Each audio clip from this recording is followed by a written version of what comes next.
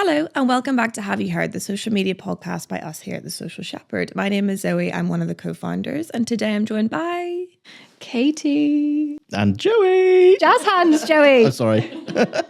Right, do you want to just remind everyone of your titles quickly? Yes, I am Senior Social Media Director, so I oversee the social team here, so all things organic social and that BAU video content creation.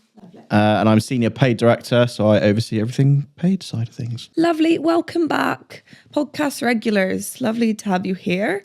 Today we're going to talk about social commerce, which is one of my favourite topics, but it's also quite a complex topic to get into.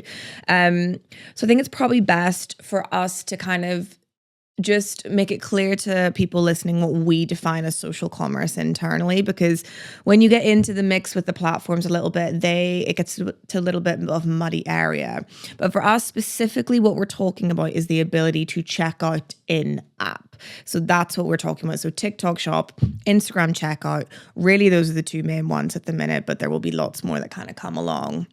The reason it's important for us to clarify that is because when you look at the stats that Instagram have actually given us for Instagram checkout, they have wrapped in all of the sales that they are attributing to conversion ads where they've sent a user to a website to convert, because they're trying to basically say that they've done more sales on TikTok Shop whenever they haven't. Naughty. Very naughty. So now that that's clarified, it's probably worth us just going through each of the social platforms and if they do actually offer an in-app checkout or where they're at within the process of it. So TikTok, yes, it's rolled out pretty extensively now at this point. I think there's a couple countries that haven't got it. India, for example, they don't have TikTok at all. But yes, they have checkout. Instagram, yes, they do, but it is only really adopted in the US. It hasn't really rolled out anywhere else at this point in time. Facebook, yes, but again, US only, same as Instagram. All TikTok, Instagram, and Facebook, if they do have checkouts in the regions that you were in, you're allowed to pay on Apple Pay as well, which I think that's an important distinction to make, which we can get onto later, because putting your bank details into TikTok versus just paying.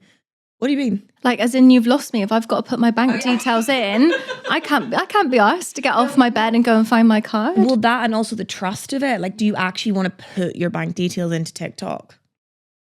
Some people probably don't mind it, but yeah, I think I have in the past. Yeah. So anyway, those platforms all have it. Pinterest apparently are rolling it out, although our Pinterest rep told us differently.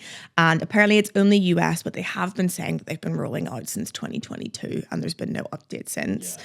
Although we can talk about it later, but I do think Pinterest would be a really good one to have an in-app checkout in. YouTube is indirect and X, you don't have it either. So really the core platform that we're talking about here is TikTok Shop. That's the one that's done it the best, but Meta will be soon to follow and then potentially Pinterest after that. Are any of our US clients doing Instagram checkout? Yeah. Well, in the US, actually, Meta made it a rule last year that you have to opt into Instagram checkout to be able to have a catalog on the site. So it has to be enabled basically there to be able to do it. So yes, but I wouldn't say that any of them are necessarily pushing it at the minute. And we can talk about why some clients are a little bit hesitant to actually roll out on social commerce in a second. Are you TikTok shoppers? You are. I know you are. I'm not, no. Never? I've never bought anything on TikTok Shop, no. Oh, Joey. Right, tell us, Katie, what have you bought recently? Let's have a little look, shall we? Is it the stuff you've bought, like stuff that you use quite a lot? Come see, come sir. Okay. Okay, let's have a look. Your girl can scroll and scroll. Oh, wow, okay. It's like her Amazon. I am the perfect target market for those impulse buys, basically. But same as a lot of other people on TikTok as well. I think a lot of Gen Z and millennials are quite, what's the word? Impulse? I don't know. Anyway, so I buy a lot of... Well, you're like, what's it called when you're double income, no kids? You're a dink.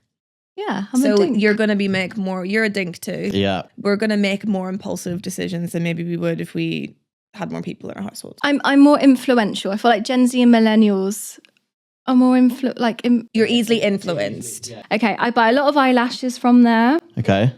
What else have I been buying? Obviously some stuff I don't want to say out loud. I don't want to know. It's like it's mainly beauty stuff. I've bought like sweets off of there before. I've been suckered into buying some like gym gear. Yeah, And was it stuff. good though? Yeah, it was actually okay, to be honest. It was giving Lululemon dupe. Like Made by Mitchell stuff, the beauty crop. What's the most expensive thing you've bought on there? Maybe like £30. Oh, see, I think I've done a 60 before on TikTok Shop. And I bought like a 3-pack of tops. I feel like TikTok Shop is, whilst I love it, I do still feel like there is a slight trust issue there. Well, one of the reasons is that so Shein was the top selling brand on TikTok Shop last year. And I think if we think about the types of purchases that you're making on there, that you are buying from brands like Shein, sorry Shein, but like there is like people order from Shein, they're like, I don't even know if this is going to turn up. Do you know what I mean? But it's just so cheap that I'm just going to. So I think for that to be the top selling brand, it kind of speaks to the level of kind of trust that people have towards the platform. So I think I would agree with you that there is a lack of trust on there. Yeah, I think it's because quite a lot of the TikTok Shop does come from China. I know. Which you know we don't necessarily need to get into that piece of it, but it is, and I think we have a lot of clients, a lot of big retailers who would absolutely fly on TikTok Shop. Like the revenue that they would be able to get from it would be amazing. And obviously as marketers, anything that we can get access to that is easier for us to attribute revenue directly to, which would be so easy if it was an in-app purchase, is a dream for us. But a lot of them don't want to go on it because of the data control, the fact that you're giving your customers data to TikTok, which, you know, I guess makes sense. Like there have been concerns over. I wonder if they sell TikTok to a US company, if that will kind of disappear and we will just see a influx of more like trusted, well-known brands on there. Because wasn't it Jeff Bezos is that going anywhere, the Amazon bid to buy it? I don't know. It would be interesting if they did buy it though and had some level of Amazon integration into it. But then I don't know if then there is a cap on the amount that you're going to spend on Amazon as well, probably. No? Is that just me? I think people fully trust Amazon. Do you not? I feel like people. Well, we had the Reddit talk yesterday, and they said there's like out of the top like 2 trusted platforms that are out there, Reddit's number 1, but Amazon's actually number 2. See, I don't trust it because I just see all the affiliate programs where people like just leaving like I don't trust the reviews on Amazon at all. Why? Because people literally get paid to go and leave Amazon reviews. You know, it's like illegal, but people still do it. Yeah. Yeah, no, is that just me? Am I the skepticism over here? I mean, I like Amazon. I buy everything off. I don't even have an active Amazon account. Amazon Prime. Oh, okay. I could not live without Amazon Prime. And to be fair, I trust products more if I can buy them with Amazon Prime. Yeah. Because then I'm like, oh, I've got to wait. It's almost like it's been certified by Amazon. Yeah, okay, fair. Interesting. So that gives me more trust. But what you said there as well about buying like Made by Mitchell and stuff like that. So while Shein was the top selling apparel brand and brand in general, the beauty industry was the top industry in general. So I think they had a total gross merchandising value of 2.49 billion last year on TikTok Shop alone, which is insane. The fact that that's happened. I wonder what margin TikTok get from that. Oh, I think we've looked into it before. It's like 12%. Yeah, something like that. 12-15% they take. Yeah. Because we've helped some other brands sort of like suss it out, but yeah, it's about 12. It's not too dissimilar to what eBay charge though for their services. No, and I think depending on how much volume you're doing as well, you can negotiate with them. Yeah. But I thought it was really interesting whenever I was looking into it is that obviously we've got some big brands like your L'Oreal, Elf has done a great job in the US there, Benefit. But really the beauty brands that have done the best are like the little independent ones, kind of, you know, your Made by Mitchell's, Mandy's was another one, Brow by Ellie is one in the UK, for example, that are kind of your TikTok. That's who I buy all my eyelashes from. It's like a brand I've never heard of before. They're cool. And they're just a TikTok brand. They're just a small little TikTok business. It is quite nice though in a way that people are able to, it's kind of like giving Etsy vibes a little bit. But yeah, I do think we haven't got to a point with TikTok Shop where we have more legitimate. Legitimate is like, it feels harsh to say legitimate because these independent businesses, they are legitimate, but like, you know. But they all sell quite low value products, right? So it's a lot easier for people to do those impulse buys. Because you just think, oh, it's £8 for an eyebrow pen. It's £10 for a set of eyelashes. And same with Elf and L'Oreal, like it is low ticket items. That's probably why they've done so well there. But I do think we will get to a point where we start seeing more of bigger brands up there. And I think, you know, we've had a lot of even high ticket brands come to us in the last 12 months and be like, oh, we really want to be on TikTok Shop type thing. And granted, it might not be their first priority, but I do think it will become a bigger thing. One thing to flag is that Victoria's Secret did a really good campaign in the US where they really utilized Instagram checkout. So that's one that we can kind of see go through. But what I was talking about earlier was, so TikTok Shop globally did 33.2 billion sales, $33.2 billion in sales in 2024. And Instagram checkout, now the caveat is there, said that they did 37.2 billion. But Instagram is counting whenever people have gone to a website. So that's not, so they won't give us a percentage of, but I think it's significantly lower than TikTok Shop. But there's a huge amount of revenue going through social commerce at the minute. And I think we're only really going to see that rise. I guess you don't shop on TikTok, but would you check out on Instagram?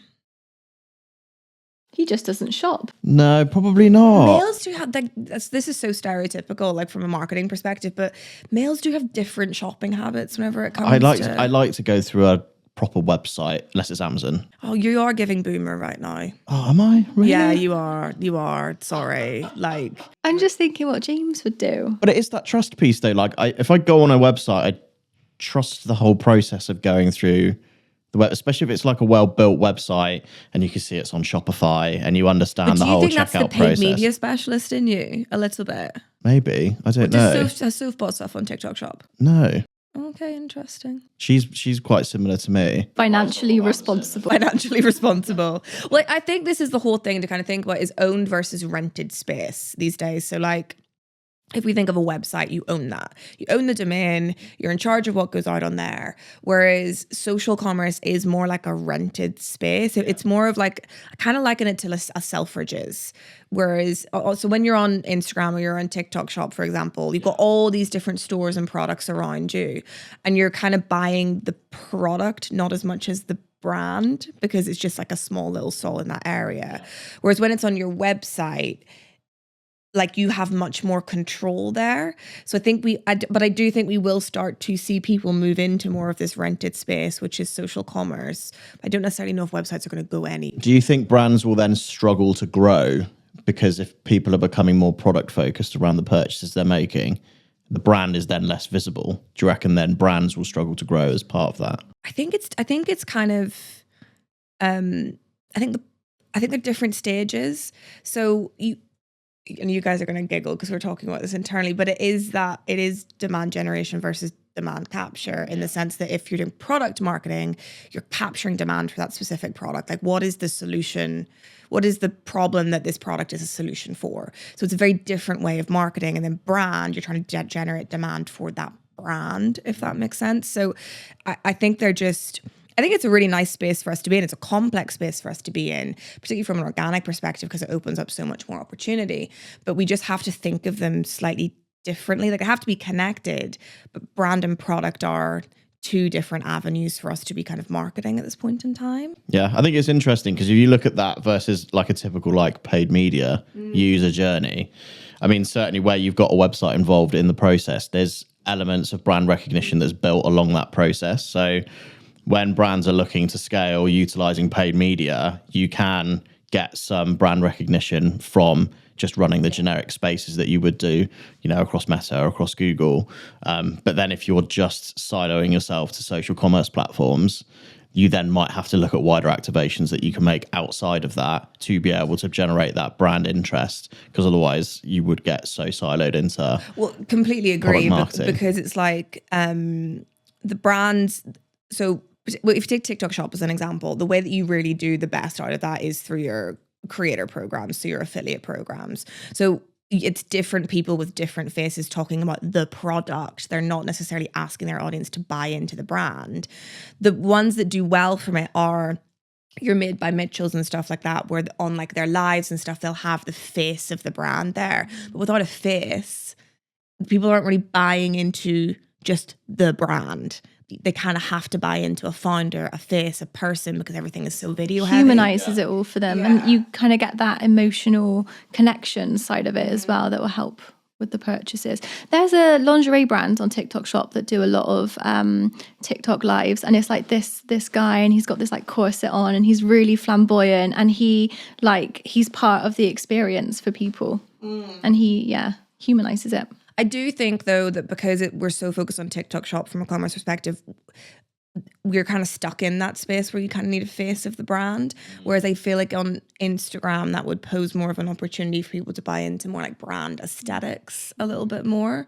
And Pinterest, if that went there, then 100% they have that opportunity. But I would say that it's hard, I guess, for people to build up brand equity in a space if you're just like one of those independents without a face of the brand. It's kind of hard to build up brand equity without that. It makes it quite difficult, because even like Odd Muse, for example, they're not even on TikTok Shop. And they're like a TikTok first brand. Do you know what I mean? So it's a very interesting space to be in. I think one of the places that we can take a lot of insight from is China, ultimately. Like TikTok is a Chinese app. And they have such a different perspective on social commerce. It's way more embedded into their culture. So I'm not an expert on the Chinese landscape of social commerce, so I'm going to read some stats off here. But 84% of consumers shopping via social platforms. 84% of consumers in China were shopping via social commerce platforms in 2022. And the US only had 50% adoption by 2023. So there is just such a higher level of people shopping out there. And there's different super apps, like they've got WeChat. They've got another app, which I will not try and pronounce because I will butcher it. And that's just not okay. But they're fully integrating like content, commerce, payments, allowing people to browse, chat, shop, pay seamlessly. So they're doing everything all in these super apps, basically. So it's just completely different to the way that we act in particularly the US and European countries at the minute. Have you seen those videos of like the women in China who have got like 10 different tripods around them? Oh, just knocked the microphone. Sorry, Mariah. 10 different tripods around them, and they're with all the different live streams on the different platforms, and they're like running around and getting changed. And yeah, it's like live shopping on steroids, isn't it? I never actually watch any TikTok Shop live shops. So TikTok Shop, live. Yeah, that one. No, I don't either. No, and I think the amount of revenue that obviously we have like Made by Mitchell, who did like 1 million in 24 hours, I think it was. Yeah. And stuff like that. But I think the amount of money that you can generate per live stream is actually pretty limited at this point in time, which makes it quite difficult, I think, for brands to really capitalize on. I think where you're really going to get the most out of it is more of like your creator affiliate partnerships and paid backing of it, for example. It's more like taking traditional social principles with a higher emphasis on influencer, I would say, and bringing that through to it.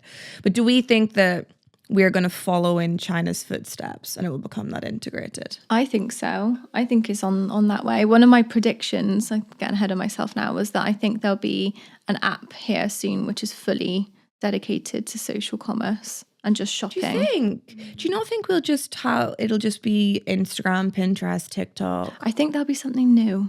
What that looks like, I don't know. But I think it'll be more around, the shopping experience side of things. What do you think? I think it's definitely going to get bigger. I don't think we'll ever get to a position like it is in China where it's so dominant. I know we've spoken on the podcast before about whether websites then become redundant in the future because of AI and the integrations with ChatGPT and commerce within ChatGPT as well.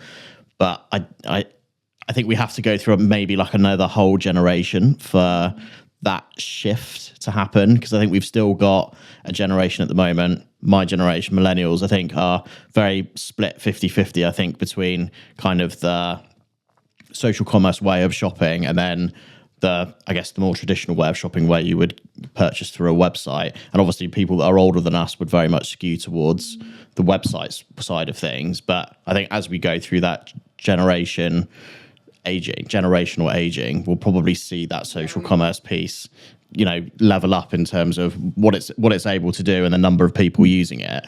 I think we'll get there eventually. I think it'll be quite a while before we get there, though. How advanced is China against the rest of the world? Pretty advanced. So, technically, yeah. I didn't know if there was like... No, I haven't got stats, sorry. But I don't think, I actually kind of take it back, what I said on that old podcast. I don't think websites will become fully redundant, because I do think that with social commerce and all these other things, there will become a higher, I don't know what the right term is it, but I think it'll be easier to scam people, and it'll be easier to have duplicates of products. And like, you already see it sometimes on TikTok Shop. I don't know, Katie, if you've seen it, where you're not sure if it's actually the verified shop, and you don't know if you're buying from like it's hard to know. So I think websites will be used more to like legitimize brands and like make sure that you're shopping from the official TikTok Shop and doing all of this kind of thing. But I think people will still need somewhere to be like, this is owned by this brand. This is my like source of truth. Yeah, it'd be like, the content hub owned by the brand, really, which is what websites used to be back in the day before. Yeah, before they had commerce, and now we're going like full circle. The other thing I wanted to talk to you guys about was this whole idea of a laptop versus a phone purchase, because I think that was quite like a popular sort of trend, like that people were talking about a while ago, but I think that's dying. I think it's dying. I think you're just giving millennial right now. I think it's dying. Back me up here, Joey. No, I find this really interesting, because when I first started in paid media, like the thing that everyone was talking about was the rise of mobile, and the rise of mobile. That says my age a little bit, but it was really looking at like how many people and how many sessions we'd be getting through to the site from mobile, how many purchases we're getting through to the site from mobile. But interestingly, what the average order value was in terms of what you were getting on mobile versus what you were getting on desktop. And average order value on mobile was so much lower back in the day, because people didn't trust it, and they would always then divert to a computer to make purchases. But now you look at the stats, and it's very, very even between both mobile and desktop in terms of I think, again, it depends on the order value. I don't know. I think that's gonna, like, I book holidays on my mobile. Do you? Yeah. I was booking my car hire for Mallorca the other day, and I had to go and get my laptop because I just needed a bigger screen. I think the only reason I'll move over to desktop is if the mobile experience isn't good enough when I'm trying to make a purchase. I think purchase value goes out the window for me, and it's all based on UX. Yeah. I also like a laptop if I am actively looking for reviews. Like, I need multiple tabs to help me with my purchase, because on a phone it's a little bit harder to go between such better apps. holidays than me, because I do no research. I'm a type A kind of person. So Type B. there you go. So like, this is a stat, okay, and this is a bit boomer of me to even say this, but in 2024, mobile devices accounted for 53.2% of total online purchases during the holiday season, so during like the Q4 season. And I think over 52% of mobile transactions are now completed using digital wallets like Apple Pay and stuff. So I guess the whole thing to kind of raise here is that I think the more people get comfortable shopping on mobile, the more we will see a rise of social commerce continue. And the more that we see platforms adopt tools like Apple Pay, it kind of throws the argument of trust a little bit out the window, because that connection of, well, if I can do it on Apple Pay, people just kind of trust it and think it's safe, versus having to have an account with TikTok, for example. Like, I think we would see a much lesser adoption of that if you had to do that. But yeah, interesting. I mean, we'll probably only see mobile purchases go up, I'm presuming. Yeah, I think they just continue to keep rising, to be honest. I don't think we'll have phones soon. I think we'll have glasses. Well, yeah, Meta are working on... The Ray-Ban glasses have done really well for them. They launched them years ago, but people are now actually, like Nick in the US office has them. He takes selfies with them. Does he? Wow. I went to a talk a couple of months ago, and they were saying, because I think the latest generation of them are I mean, they're quite cool because they've got a camera on them and there's like bits and bobs. My For You page at the minute, because I've just come back from Orlando, is all the roller coaster videos. And I've seen people wearing those glasses on roller coasters to get the best like POV. I think they're working on the tech at the moment where you can actually get visible overlays to come on the lenses. And they showed, I think, a prototype of the current ones that they're working on, but they're so big and chunky. I just think as soon as they get like the chips down to be small enough, and I have a theory, right? You know the way glasses are trending now, so people are wearing glasses even if they don't need to wear glasses. It's like a fashion statement. I actually need these, okay, guys. Like, but I think that's all lined up with people getting more comfortable with wearing glasses. This is very conspiracy theory of me, but I genuinely think the two are linked, and I don't think we'll be carrying mobiles. I think it'll all be on our because you don't get screens. bullied for wearing glasses anymore. You don't get called four eyes anymore. Did you actually get bullied at school? I didn't wear glasses at school, so I was all right. Were you doing the bullying? I was not doing This the bullying. conversation is very much reminding me of like Spy Kids. Do you know what I mean? Like the technology you would have seen on the film Spy Kids like 15 years ago, thinking, wow, that's so Do you know what? I'm gonna futuristic. get some meta glasses. I feel like we should have them. We're gonna get some. Let's get some for the office. I think that's a good idea. Let's speak to the meta reps. Okay, and then one thing we really need to talk about on this topic is AI. Yes. So like, hang on. Let me just collect my thoughts here. So we know that AI discoverability is like, it's a new version of SEO basically, and that is kind of where we're going with it. And I think it was like 2-3 months ago that they launched all the kind of like shoppable feeds as such that you could link through to website and it would give you recommendations based on it. The next stage is going to be checkout in platform, and I think there was a bit of code leaked that basically indicated that they were integrating directly with Shopify, which is the first platform that they'll go to for it. This is going to happen ultimately, and it is going to have a huge impact on shoppability. I don't know if we would call that social commerce though. It's just commerce. I mean, it's kind of the same way as like Google Shopping, really. You wouldn't really call that social commerce. I mean, you still go through as a website and convert. But when it's in the platform. Well, yeah, I mean, ChatGPT is not a social platform, is it? So I guess it just kind of sits under the. But it's the same premise of that it's a separate in-app purchase that you're making. I think the way that it'll work basically is you'll have your website up here to your brand source of truth, and then you'll have all of these different commerce channels that you have. So you'll have social commerce, TikTok, Instagram, Pinterest, and then you'll have AI or chat maybe. Like, you could put WhatsApp into that category as well. It'll probably get integrated. Well, the Reddit reps were here. Was it yesterday they were here? And they were talking about a new AI feature that they've integrated so that you can type in a bit more like, I need an eyebrow gel or blah, blah, blah. And then that AI tool will scan the whole of Reddit and it will recommend Loads of subreddits for loads of Are they subreddits. going to build shoppability into Reddit? Don't know. We should have asked that question. They added DPAs last year into the platform, so they're making it more commerce friendly. But yeah, I wonder what direction that's going to take, because I think Reddit's just going to keep getting bigger and bigger. Because it's really got its own niche within kind of the social space. I wonder at the if moment. adding social commerce will then go against the whole vibe of Reddit.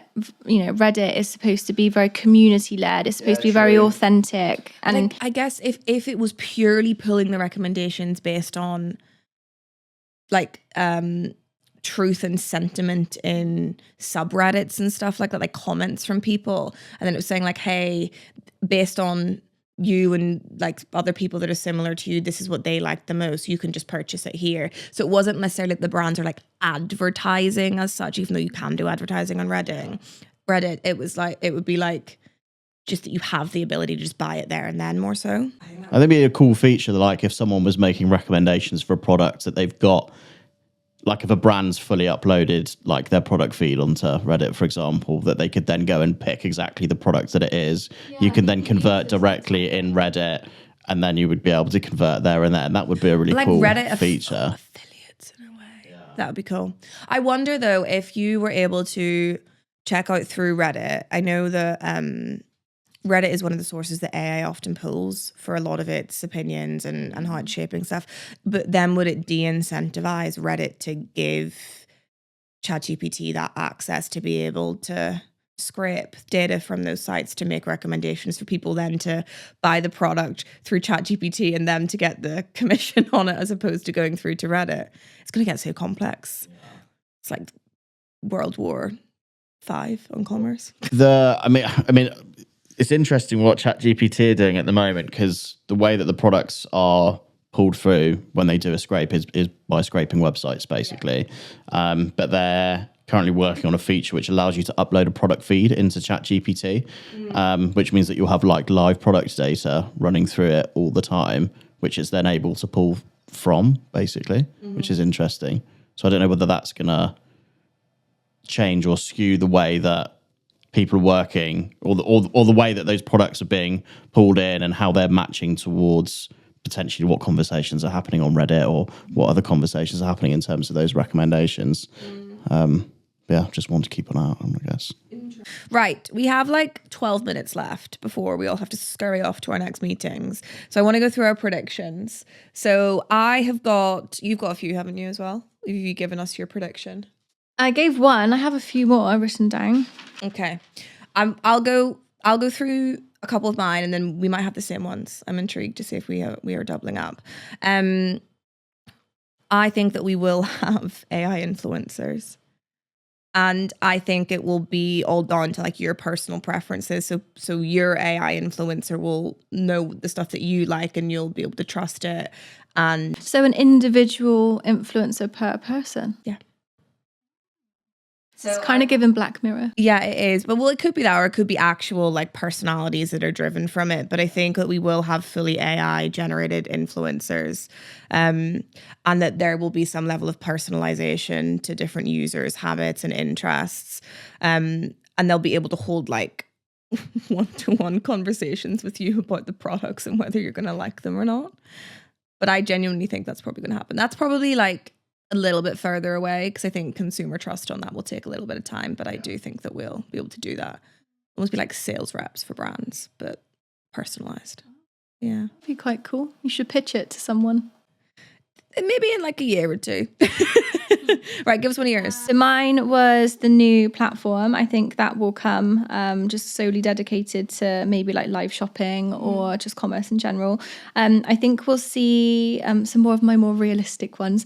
I think AR will continue to thrive. We didn't really talk about that. So I'm pretty sure, is it Farfetch that just did a collaboration with Snapchat and people could try on the clothes and just, we'll see maybe more of that integrated into platforms. I think that's a huge, I think, did we talk about this on one where it was like, I think you'll almost have like your online avatar, which is like your body. And you'll be able to try stuff on and see how it like would look on you specifically based on the measurements and your body dimensions. And like homey stuff, for example, like being able to like look at what your living room's going to look like before you buy all the furniture and stuff like that.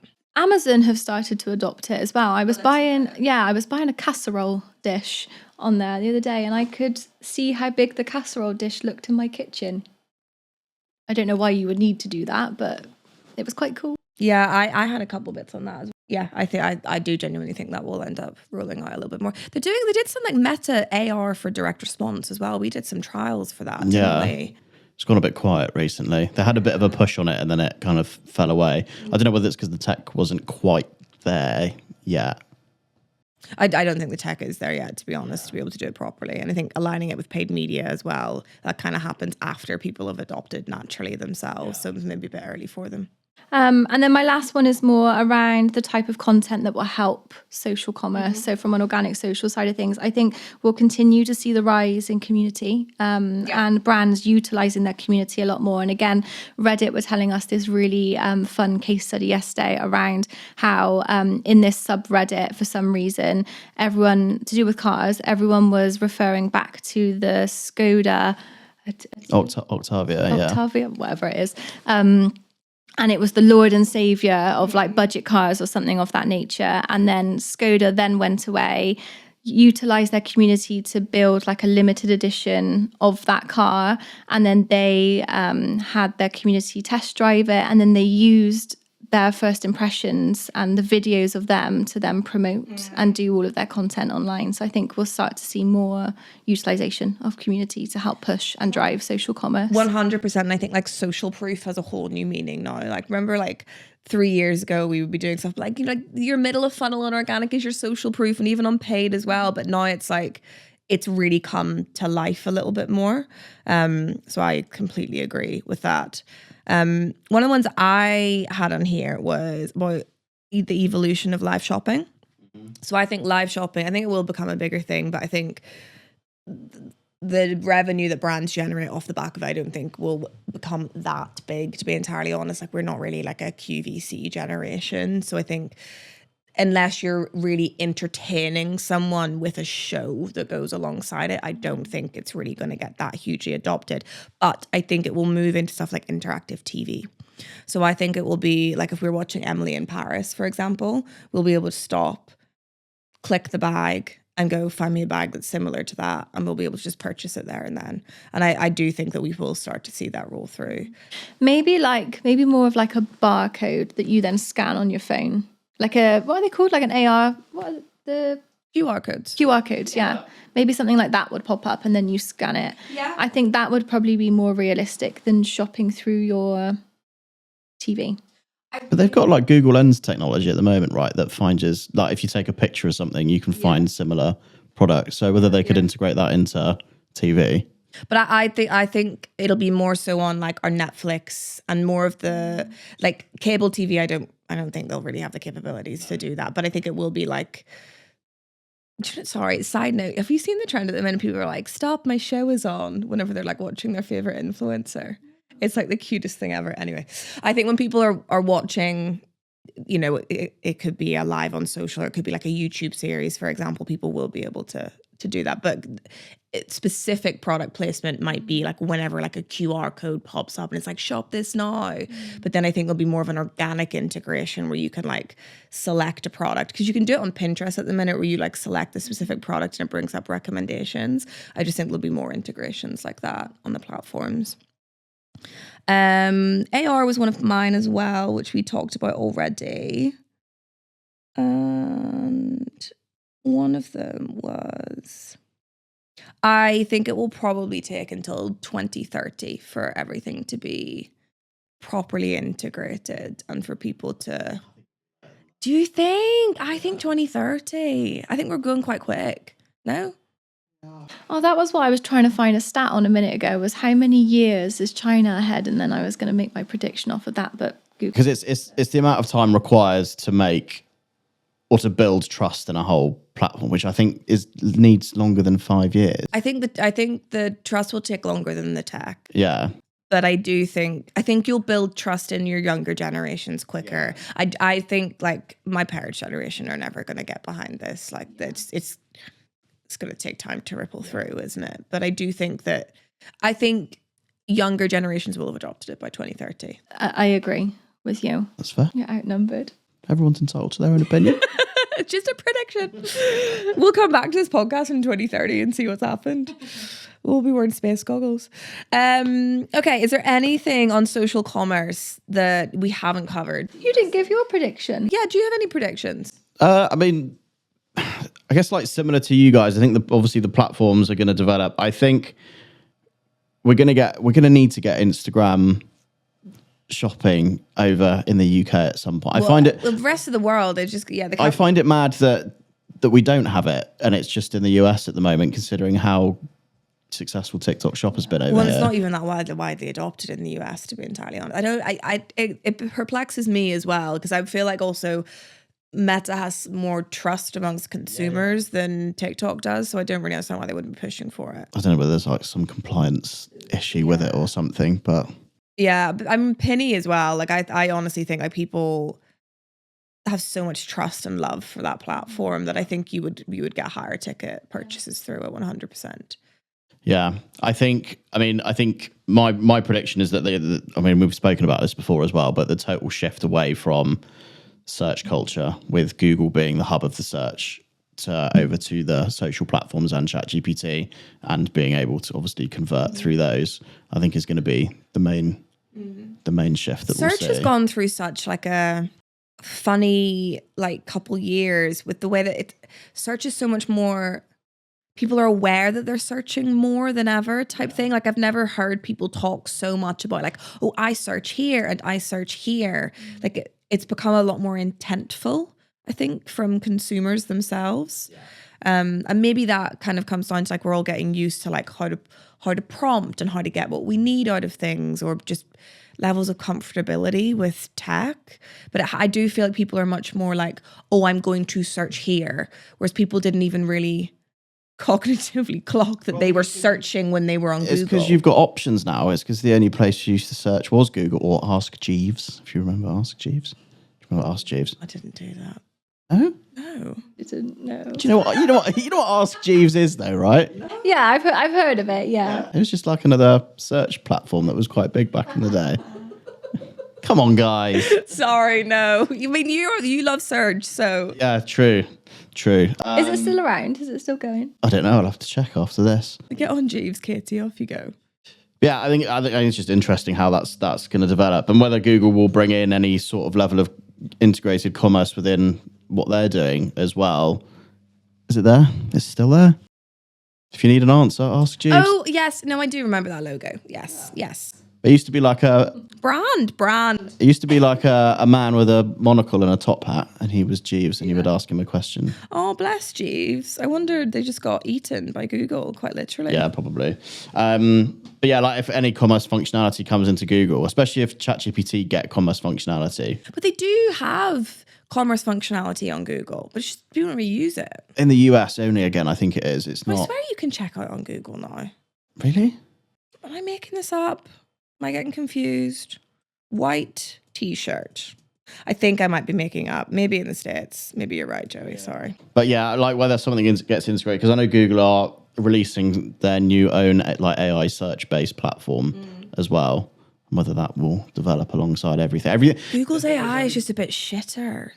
Yeah, I do wonder whether because we've got so many platforms now. I think it's a good thing for the industry as a whole, because Google dominated the industry for such a long time, monopolized the space, which, as we know, when there's monopoly there's not much tech development because there's no need to be, but because there's so much competition out there now, I think that's what's driving the industry forward so quickly now, is because everyone's trying to pip everyone with the new bit of AI technology that they can release. Yeah. And like it's different for them now too. Like they've got social platforms that are now their competition, which they didn't have beforehand. So we've just got complete diversification as well, and like so many more places for consumers to go to. So like our job whenever we're picking social platforms, okay, granted at the minute clients are still, it's very Instagram, TikTok, a bit of Pin maybe in there every now and again, but I do think it will become much more diversified for us. Maybe with your new platform. What would you call it? Katie's shop. Yeah, I'll go with that. Okay. Well, look, thank you so much for joining, and thank you so much for listening. Please feel free to drop us a message if there's any topic you would like us to cover. And thank you very much for just watching it in general. We really appreciate it.